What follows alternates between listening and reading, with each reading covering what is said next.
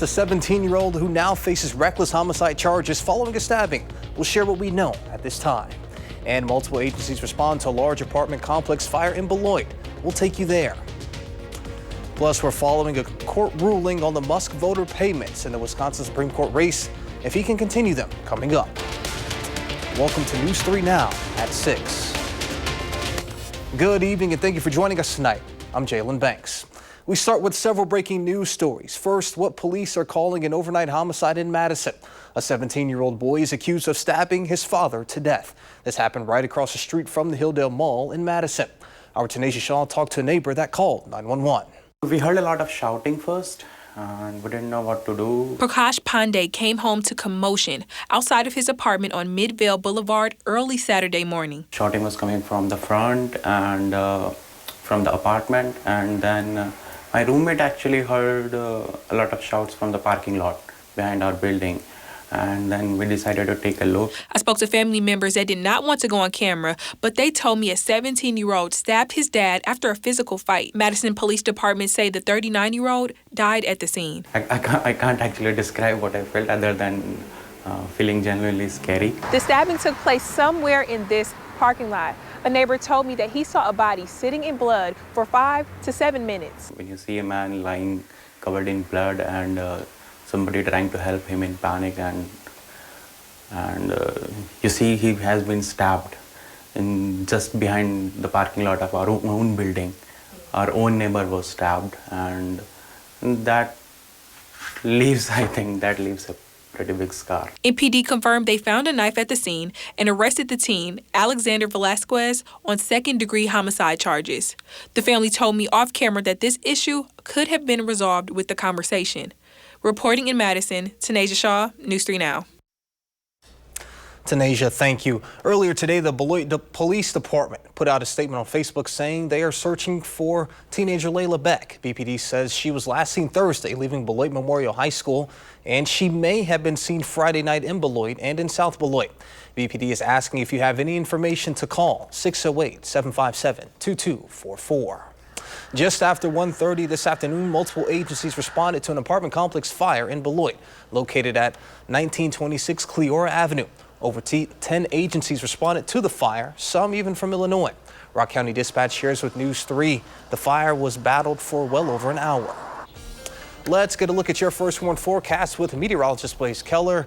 Blaze, we've had on and off showers today. Should we expect any more rain Saturday night? We are expecting more rain as we head into this evening. The showers have been generally light today, but they are expected to pick up in intensity as we head into the evening and overnight hours. Our second system is moving on in, and it's bringing with it some rain. But take a look at these temperature changes compared to the last 24 hours. Some of us in Camp Douglas, in the Dells area, 40 to almost 50 degrees cooler than this same time yesterday. So hopefully you enjoyed the 70s and the 80s, because they are not in our immediate forecast or in the extended forecast. Temperatures are in the 30s or the 40s for most of us. A few lingering right around 50 degrees in Platteville as well as in Janesville. We're at 39 in Madison. A little bit of shower activity off into parts of Dodge, Jefferson County, south into Walworth, as well as outside of Beloit there in Rock County. We are anticipating more rain as we head into the overnight hours. We're going to talk about that, as well as the alert day conditions for your Sunday in the full forecast.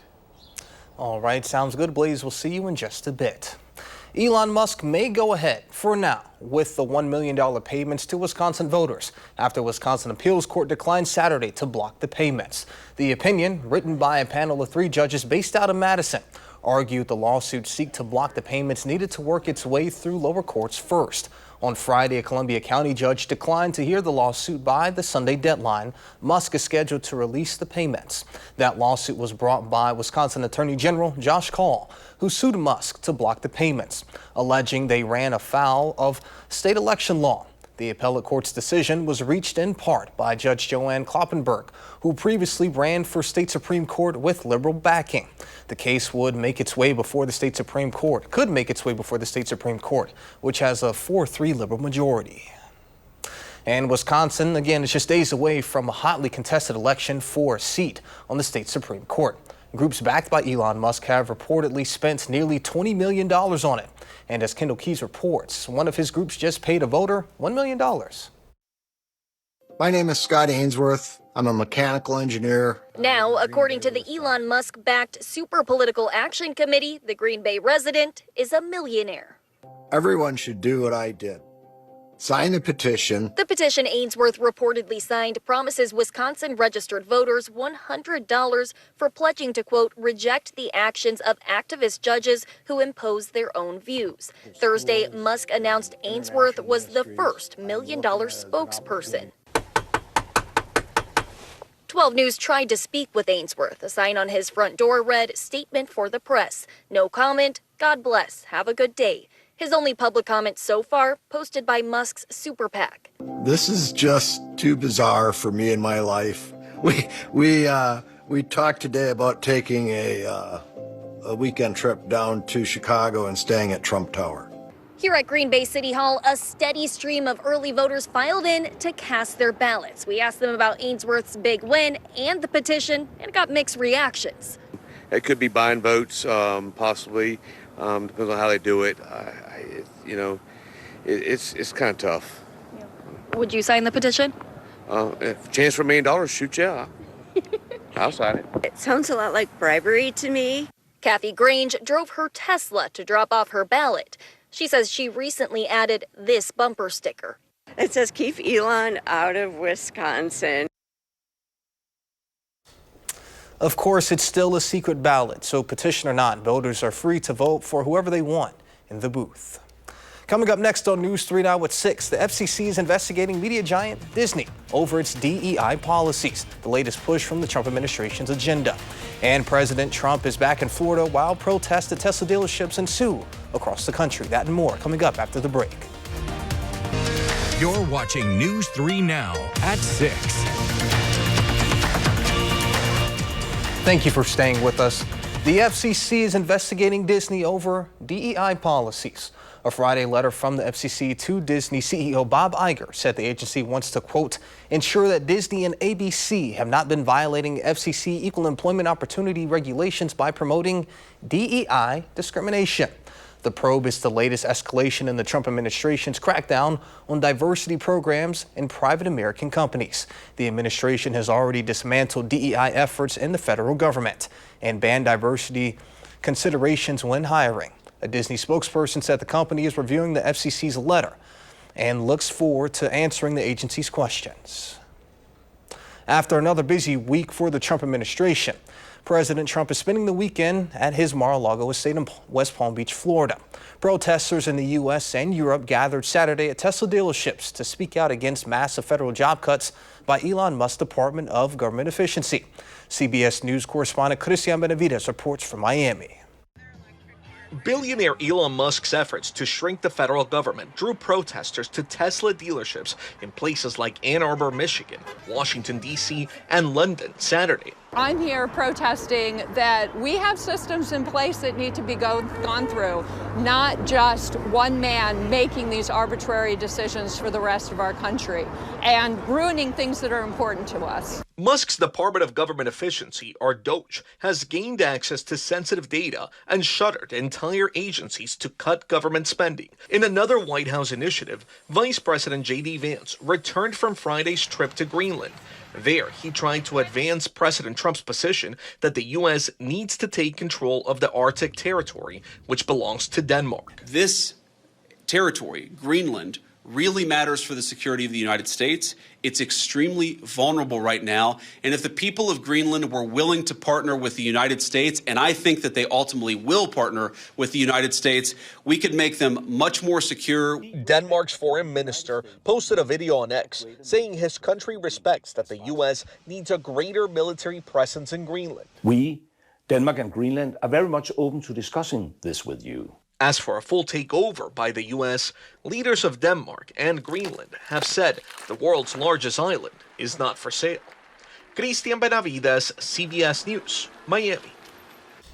The top vaccine official with the FDA, Dr. Peter Marks, wrote in a letter Friday that he would resign and retire from his position next week, according to the Associated Press. Marks criticized Health and Human Services Secretary Robert F. Kennedy Jr. for following, quote, misinformation and lies to guide his thinking behind the safety of vaccinations. A federal judge has temporarily blocked the Trump administration from dismantling the Consumer Financial Protection Bureau. In Friday's ruling, the judge ordered terminated workers as well as the agency's contracts to be reinstated. The Bureau's data was also ordered to be preserved. The judge's ruling said the preliminary injunction will maintain the agency's existence until the court can rule on the merits of the case. She noted that emergency intervention was necessary because the court's oversight, quote, is the only thing holding the defendants back. As discussed just a moment ago, a wave of take-down Tesla protests were held across the country and across the world Saturday. The rallies took place outside Tesla dealerships targeting billionaire CEO Elon Musk, whose aggressive cost-cutting measures have led to thousands of federal workers being fired. Jen Sullivan has a recap on the protest. Don't touch our Social Security! Crowds of protesters gathering outside a Tesla dealership in Washington Saturday, outraged by the company's CEO, Elon Musk, whose influential role in the Trump administration has led to mass layoffs at government agencies and deep cuts to funding as the White House tries to rein in spending. I think Trump is really running the country like a company, and he doesn't care about people. Let's push Elon out the door! Protests were held outside of Tesla dealerships across the country Saturday, part of a campaign dubbed Tesla Takedown. Together we can take our government back. Musk was put in charge of the agency known as DOGE, which stands for the Department of Government Efficiency. Its stated goal is to reduce government spending. So far, more than 121,000 workers have been fired from federal agencies since the start of Trump's second term. Many of Saturday's protesters say those cuts go too far. This is not about efficiency. This is about reducing efficiency. Organizers say these protests are meant to be peaceful, but they come amid a recent surge in violent attacks on Tesla vehicles and facilities. Cars and charging stations set on fire. The FBI has even stepped in to help crack down on the violent attacks, and the White House condemning them. When I looked at those showrooms burning and those cars, not one or two, like 7, 8, 10 burning, exploding all over the place, these are terrorists. I'm Jen Sullivan reporting. And coming up after the break, Blaze Keller returns with a complete look of your First One forecast. Now at 6.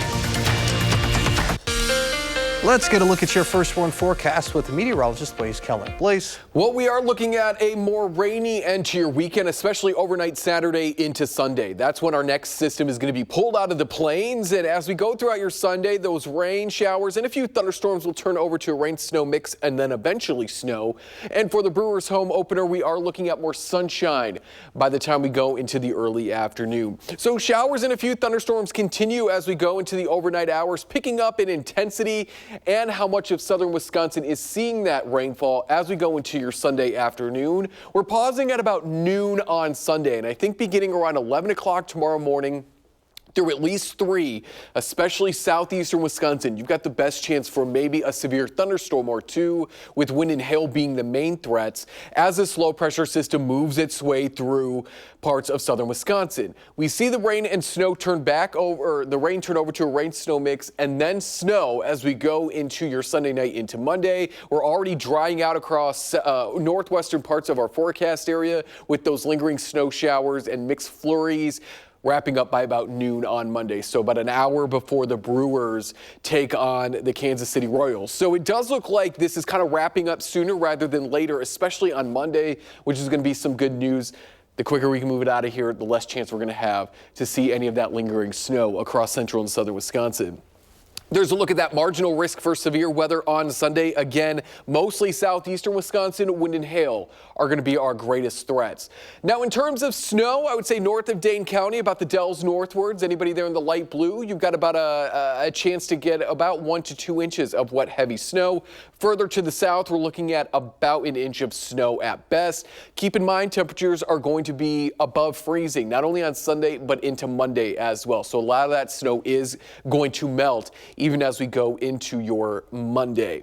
Further to our north, though, Juneau and Adams County, we're underneath a winter weather advisory until 7 p.m. on Sunday. Ice storm warning for anybody here in this purple through 7 p.m. on Sunday as well. They're looking at least a half to possibly an inch of ice as we go into the end of the weekend and the start of next week, which could really cause some widespread power outages and damage, as this is a very dense form of water. When you put ice on power lines and trees, you're seeing it here, and half an inch to an inch of ice or greater. Dangerous travel, power outages for possibly days, if not weeks, depending on how long that ice sticks around for and how quickly crews can get out to those down power lines. So if you got friends or family in northern Wisconsin, you may tell them, if they haven't done so already, to get prepared for the possibility of power outages as well as that ice. But the good news is we're further along in the year, so that, as I mentioned, with the snow melting because of temperatures being above freezing, so will that ice as well. Upper 30s to the 60s tomorrow, depending on where you're at. Again, where we're seeing those upper 50s to low 60s, southeastern Wisconsin, that's going to be where we see the best chance for that severe weather activity tomorrow, but it's not going to be widespread, so that is the good news. 40s on Monday with those morning flurries, and then we see a chance for the rain and snow to return later Tuesday, overnight into Wednesday, and then it does look like we stay in the 50s as we round out next week underneath drier conditions. Definitely not looking forward to any power outages or any ice, things of that nature, but for as long as I lived here, and I've lived here going on 2 years now, it seems as if we've always had some type of drought going on in our state, so any moisture, is good for us. For sure. Yeah, I think the last look at data, about 41% of the state is underneath moderate drought conditions. So yeah, we need certainly now rain as snow continues to kind of wrap up here to get back into the ground, and those drier days next week will certainly help. All right, well, sounds good. Thank you, Blaze. And you can track the forecast yourself on the First Warn Forecast Weather app. It is hourly planners, road conditions, and even radar. You can download it for free in your phone's app store. Just search WISC Weather. Still ahead, Edgewood College baseball is on the cutting edge of the sports world. Andrew tells you all about it next in sports. Wisconsin softball beat Iowa not once, but twice yesterday in their first games of the season at Goodman Diamond. It gave the Badgers their 20th and 21st wins of the year, already matching their win total from all of last season. And today, the Badgers look to bring out the brooms, trailing 2-0 in the third, and Molly Schlosser ties it up with one swing of the bat. She doubles off the left field wall. Her third game-changing hit of the series ties it up. And then in the fourth, leading 4-2, the rain starting to fall along with some more extra base hits. This time it's Olivia Bark extending the Badgers' lead. Bark went 6 for 10 on the weekend, helping Wisconsin complete the sweep. They win it 7-5, the final. The Brewers' biggest moves this offseason were departures. Their biggest acquisition was trading for Nestor Cortez from the Yankees, who made his crew debut today against his former team, an opportunity that he described as electric, adding, "Hopefully I dominate." But the bad news is he did not dominate. His first 3 pitches in his new Threads all resulted in home runs. And mind you, he was the starting pitcher. That's right, first pitch of the game, gone. Second pitch of the game, out of here. And his third pitch of the game, well, you guessed it, another home run. Nasty Nestor lasted just 2 innings, allowing 8 runs on 5 homers while walking 5 batters. By game's end, New York had notched a franchise record 9 ding-dongs and went on to win 20-9. And we hope it's a much different result on Monday when the Brewers' home opener against the Royals will air right here on News 3 Now. Our morning team will be there early on Monday, and then Eric Franke, Zach Hanley, Blaze Keller, and myself will be live throughout the day at AmFam Field, previewing the game and bringing you the sights and sounds from opening day before the 1:10 p.m. first pitch right here on News 3 Now. Edgewood College's Cutting Edge program gives students with intellectual or developmental disabilities an inclusive college experience. To promote that program, the Cutting Edge students came out to today's Edgewood baseball game and threw out some first pitches, but there was much more to it. The Eagles took the field in their brand new City Connect jerseys, which were sold directly after the game to raise more money for the program. This is a great opportunity for Edgewood College to show our inclusive environment. It's an awesome feeling just to have everyone here through baseball. Personally, I would say for myself, I was in the Cutting Edge program as a student and now as an alumni member. It's been amazing to see. That's really awesome that they were able to do that for them, and the fact that we were able to even get some footage of it, even better. Absolutely, and shout out to Nate Barge over there doing awesome things at Edgewood College. It was a fun day over in Verona. Those jerseys, though, I mean... They look pretty good, huh? Holla at the boys. We might need a couple of those. All right, so Blaze, they were outside. At the time, there wasn't much rain. What should we expect as we move forward? A little bit of rain tonight, to say the least, especially the further we go into your overnight hours. Temperatures hanging out in the 40s, and maybe we squeeze out a thunderstorm, but the best chance for a thunderstorm is going to be tomorrow. We have alert day conditions for heavy rain and a few chances for severe weather across southeastern Wisconsin, and then we'll wrap up with all this by Monday afternoon. All right, sounds good. Thank you, Blaze. Thank you, Andrew. We'll see you back here at 10 o'clock.